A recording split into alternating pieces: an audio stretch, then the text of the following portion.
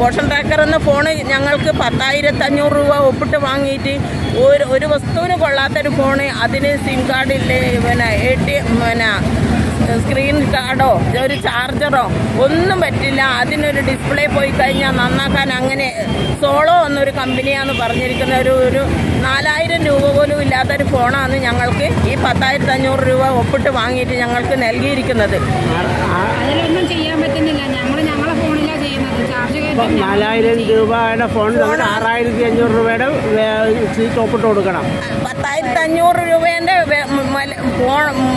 ഇത്ര തുകയാണ് 10,500 രൂപ എന്ന് പറഞ്ഞിട്ടാണ് ഞങ്ങൾക്ക് ഈ 4,000 രൂപേൻ്റെ ഫോണാണ് തന്നിരിക്കുന്നത്.